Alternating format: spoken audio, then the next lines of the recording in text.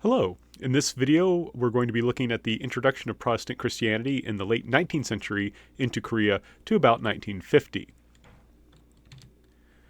So the Protestants faced kind of a difficult issue in that we had these Catholic persecutions right in the 19th century, and the Korean government, at least at first, didn't really differentiate between Catholic and Protestant Christianity.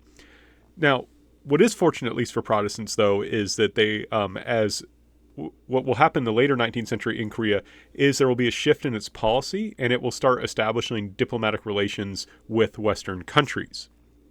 And what that means is if you have diplomatic relations with another country, you have to have some of its people in your own country, right? So basically, you're going to start having American diplomats in Korea because you now have diplomatic relations between the U.S. and Korea. And in the 1880s, that's when we're going to get the establishment of U.S.-Korean relations. And that will mean that you can start putting people there. And what will happen is, first of all, by and large, during this time period, the United States of America has a very strong Protestant Christian identity. Right? There's this very, very strong sense that this is a Protestant Christian nation.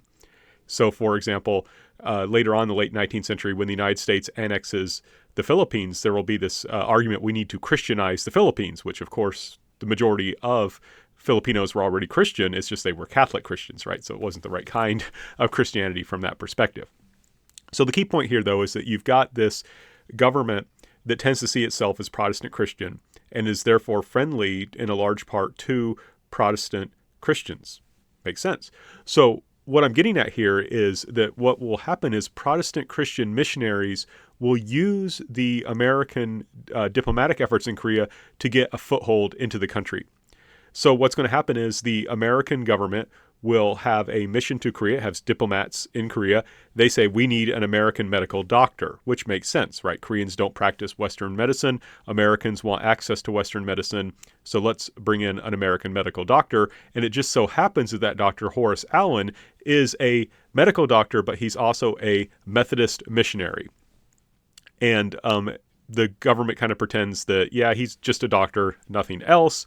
And the Korean government doesn't want to make the Americans upset. It's hoping that they can help kind of balance, give the Korean government support to help protect it from other countries. So they also just kind of ignore the fact that he's a missionary. Now, one reason also they ignore it. He's not really able to do much, but you do have, what I want to stress is we do have a Protestant missionary in the country. And one other thing I want to note about him, please note, this will be very important. He is a medical doctor. He is not an ordained minister. He has some theological training, but his primary job is to be a medical doctor. So you had this concept you can be a doctor and a missionary. Notice what we've been talking so far about missionaries, most of the time we've been focusing on them being religious specialists. That's their main job. But here you got a guy, he's a Christian missionary. He wants to spread Christianity, but he is also a medical doctor, and that's his main job. Now, one thing that's going to help lead the Korean government to view Protestant Christianity is different from Catholic Christianity and be more, in a sense, open to it, has to do with this identity as a medical practitioner. And the story I'm going to tell you next, I think really sounds like something out of a novel, right? It doesn't sound, in a sense, like it sounds like something from maybe even a bad novel, but it's something that's true that actually happened. So we've got these, in the 1880s, we've got this Protestant missionary, Horace Allen, who is in the country and trying to figure out a way to help open the country to Christianity, to be able to more openly practice and to try and spread Christianity openly. And there's factions, there's struggles in the government. And in particular, one of the dominant powers in the government is Queen Min, now known today in Korean as Empress Myeongsung. But Queen Min is the wife of the king, hence Queen Min, and her family, basically through her power in the government, her family got a lot of jobs in the government, right? So she used her influence over the king to get lots of jobs for her family. And one of those men was a man named Min Young-ik. So he is going to be working for the government. The queen and her family, and this again is going to be kind of complex, they tend to be more conservative, tend to be more pro-Chinese, say that Korea should kind of try and stay close to its traditional alliance with China. And then there's also a group of people in Korea who are pro-Japanese who say, no, we need to have a more progressive country, have more radical reforms. And the progressive pro-Japanese people decided to try and launch a coup against Queen Min or her allies and her family. And in the coup attempt, they seriously injured Min Young-ik, the man pictured there. Right, he was cut up very badly with swords, and it seemed that he was going to die. So the one thing, Korean medicine, traditional Korean medicine does a lot of things well. One thing it did not do well was surgery. Right, that was one thing they would have had trouble dealing with, was someone who had suffered multiple sword wounds. And what happened is, as a last-ditch effort, they called in Dr. Horace Allen, this secret Protestant missionary, to come and help. And he came, and he actually saved Min Young-ik's life. So this said to the Korean government, hey, these Protestant Christian missionaries and medical doctors, they can be very useful. Right? They literally just saved this man's life. So that gave them more respect for Western medicine, because this was something that Korean medicine would have struggled to deal with. And it said that these Protestant Christians, they can be useful people, and they can help bring in this kind of new ideas and new technology that could help our country. Right. So literally, by saving this man's life, by Dr. Horace Allen saving Min Young-ik's life, they're able to gain a better view, give the Korean government a better view of Protestant Christianity, and that will lead to kind of they basically become allies. So that's going to be very important in the changing nature of how Christianity, especially Protestant Christianity, is treated in Korea. Now, Horace Allen was a Methodist missionary. The dominant strain of Protestant Christianity, though, we're going to find in Korea are the Presbyterians. There's actually more Presbyterians today in Korea than are in the United States. Presbyterian Christianity did very well in Korea. There's a joke: all Christians in the Korea are Presbyterian, even the Methodists, because they adopted Presbyterian styles of government. Don't want to go too far in there. I just want to note that Presbyterians, very, very important in the in Korea today. And the first ordained Protestant minister to come to the country was a man named Reverend Horace Underwood. And he's a fascinating character, renowned today as a great missionary, also did a lot of other things in terms of studying Korean culture, introducing Korean culture to the West, and things like that. And he actually is instrumental to the founding of Yonsei University, which is one of the three great universities in Korea. There's lots of good universities, but there's three that are kind of considered top tier. And that is it's a Protestant Christian university. And his family, it's one thing that helped him, though, was his family, the Underwoods. If you look at old typewriters, some of them are labeled Underwood. That's the company that made them. And they used their typewriting wealth to help fund the missionaries, which I think is interesting. And that is Dr. Lilias Underwood, his wife. And you notice it says Dr. Lilias Underwood, MD. She was a trained medical doctor. And again, this is kind of building on this Protestant missionary strategy that is developing in the 19th century, where you have this idea we need to use things like medicine, modern medicine, to help attract people to Christianity. It's also good to practice modern medicine because Jesus was a healer. We're called on to love and help other people, so we should use modern Western medicine to help them. And it's fascinating, though, that they have a woman doctor, right? There's not a whole lot of women doctors in the late 19th century, but here you're going to have one. And I think this is also really important because in conservative traditional countries like Korea, men could not easily get access to women, but getting access to women was important both because, that's like half the population. You want to be able to share Christianity with them, but also they're the ones that form the next generation. Right, so there's this kind of idea: if you can convert women to Christianity, that they will then convert their children. And men don't have access to women in traditional societies typically. Right, women are going to only have. There's an attempt usually to stop women from having much meetings with men who aren't their relatives. So the idea is, if we want to convert women to Christianity, if we want women to have access to modern Western medicine and help them to obtain healing and cures for their illnesses, we got to have women doctors, right? We have to have women doctors in order to have access to those women and to be able to help them. So it's kind of interesting, right? In this way, you can have this kind of I don't know if I should say radicalization, but basically through conservative Christian women could, turning to their own Christian ideas, apply them in a way that gave them new opportunities. Right? Women should be missionaries too. Women should be doctors too, because that will help Christianity.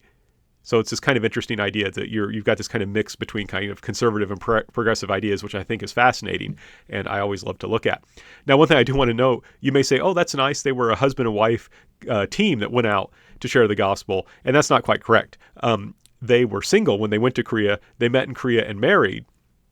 And here you can see some of the limits to this kind of idea. And this is one reason why I'm hesitant to call this radical, because once they married, she stopped serving as a full-time doctor and became primarily a homemaker for Reverend Horace Underwood, right? So there was this kind of idea, as long as she was a single woman, she could continue to function as a full-time medical doctor. As soon as she's married, though, that's it.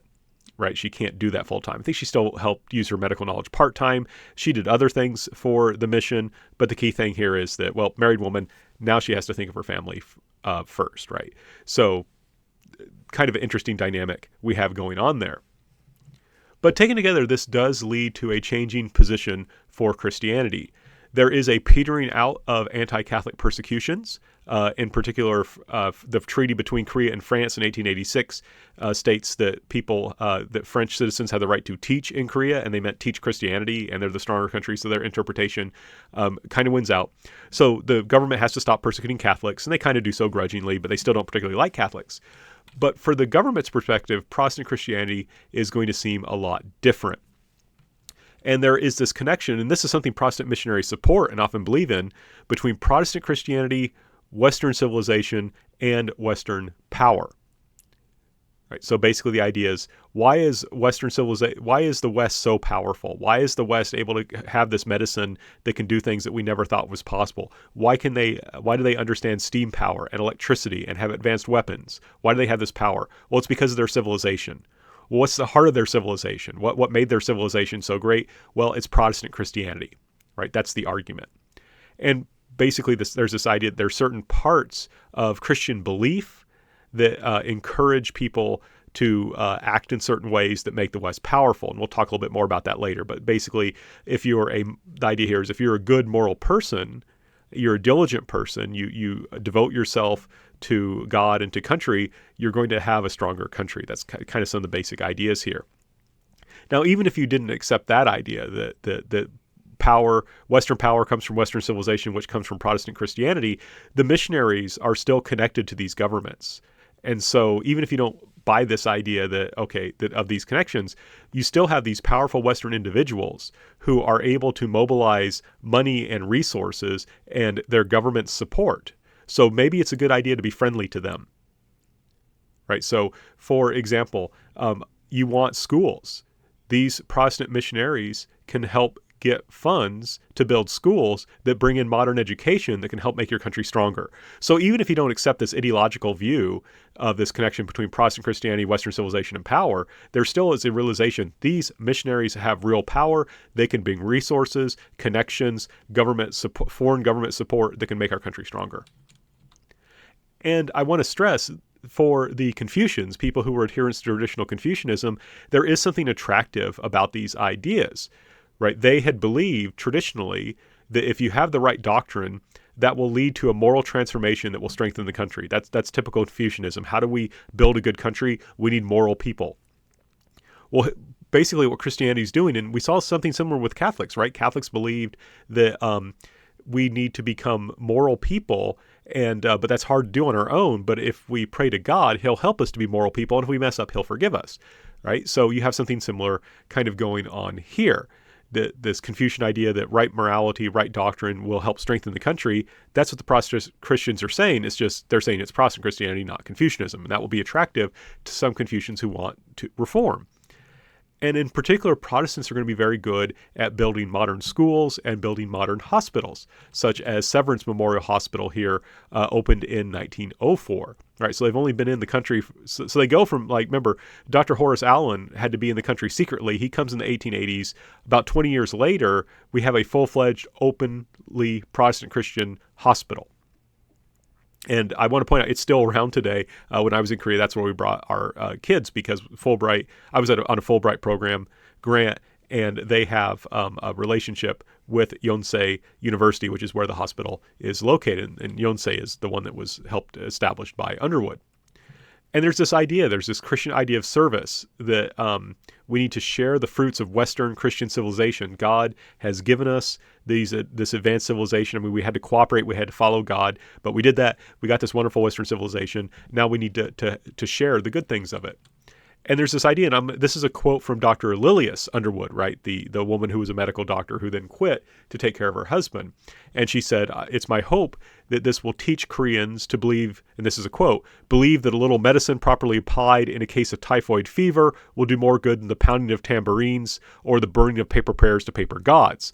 And there's this idea here that Christianity combined with Western science will overcome Korean superstition, right? That Koreans believed in the past that they could be cured from diseases by praying to these gods. We, as Western Christian missionaries, we don't reject religion. We're just saying that you need the correct religion, which helped us develop this Western science that can cure that disease. So they don't see this as a religion versus science. It's incorrect superstitious religion versus Western science based on Protestant Christianity. So it's a very interesting kind of interpretation. So what we have here is this idea that Christian morality was at the heart of Western civilization and was based on right doctrine, and that's what made the West so powerful. And there's this idea here that moral transformation, right? Protestant Christianity, it doesn't just bring true morality, it brings faith in God that helps you be moral, and that will make people literate, honest, sober, diligent, and careful with money. And if you bring all those things together, you will develop a rich country and a strong country. Right, so Protestant Christianity makes moral transformation possible. You can't morally transform yourself. You need God's help. That's the idea. And that's going to make our country strong and powerful. And there's those ideas, but there's also these connections that missionaries bring. And you can see this example, I think, most strongly in Esther Park. Esther Park, as it describes there in the picture, she's around late 19th, early 20th century. She dies in 1910, basically from overwork. But she is going to become the first Korean woman to become a Western medical doctor, right? So again, we have within only about 15 years or so, you have this contact with Protestant missionaries, and not only are they bringing modern education, they're saying, you know what? Korean women should be like Dr. Lilius Underwood and have the opportunity to become medical doctors. Now, again, I want to stress that this isn't exactly how we might view gender equality today, right? Because remember that there's this kind of expectation that women should quit their job when they marry. And I want to point out, Esther stayed single until she died. But the key thing here I'm trying to emphasize is that they are bringing new opportunities, right? The Protestant missionaries are bringing new opportunities for Koreans, and in this case, in particular, Korean women. And it's their networks and financial support that would allow someone like Esther Park to leave Korea, go to the United States, and study and become a doctor to come back and serve Korea. And from their understanding, also serve God. And notice she takes the name Esther, right? That's the name of a woman from the Bible, a very important woman. Actually, my wife's favorite Bible comic was the story of Esther. And I do want to note, too, what I think is cool is that Google did a little, they do these little like rotating days where each day the Google logo on Google search will be different. And they actually had one dedicated to Esther Park. And there you can see her right there. But I do think it's interesting that Google presented her as wearing Korean clothing. I mean, this is in the United States, but I think she actually tended to wear more Western style clothing. And I thought it was interesting they wanted to emphasize her Koreanness there.